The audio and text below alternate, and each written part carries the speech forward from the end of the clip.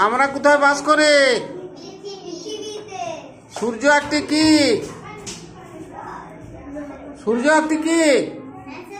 সূর্য গ্রহ না নক্ষত্র? নক্ষত্র। পৃথিবী একটি কি? গ্রহ না নক্ষত্র? গ্রহ। চাঁদ কি?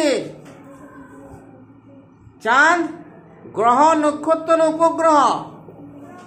উপগ্রহ। আচ্ছা, তাইলে সূর্য একটু মাঝে হোক, সামান্য একটু এদিকে আছো। হ্যাঁ, একটু এদিকে। এইবারে ঘুরো। এবারে পৃথিবী সূর্যের চারদিকে ঘুরো, নিজের চারদিকে ঘুরতে ঘুরতে।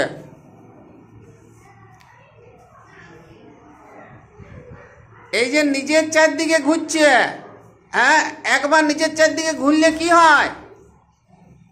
একবার নিজের চারদিকে ঘুরলে কি হয়? এই ঈশা, একবার নিজের চারদিকে ঘুরলে কি হয়? দিন হয়। আর এইভাবে নিজের চারদিকে যখন ঘুরতে ঘুরতে যখন সূর্যকে একবার প্রদক্ষিণ করা হয়, তখন কি হয়? তখন বছর। তাহলে এই যে সূর্যের নিজের চারদিকে ঘুরানোকে বলে আহ্নিক গতি, আর পৃথিবীর সূর্যের চারদিকে একবার ঘুরে আসাটাকে বলে বার্ষিক গতি। তাহলে পৃথিবী কি একটা? পৃথিবী একটা কি? গ্রহ। আর সূর্য কি? সূর্য কি? নক্ষত্র। সূর্য একটি।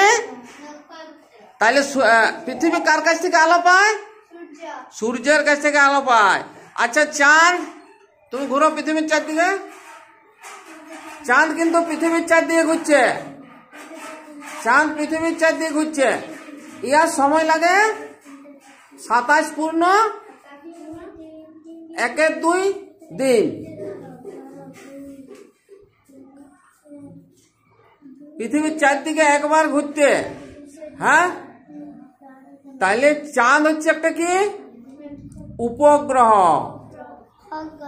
চাঁদ একটা উপগ্রহ, আর সূর্য একটি নক্ষত্র, আর পৃথিবী একটি গ্রহ।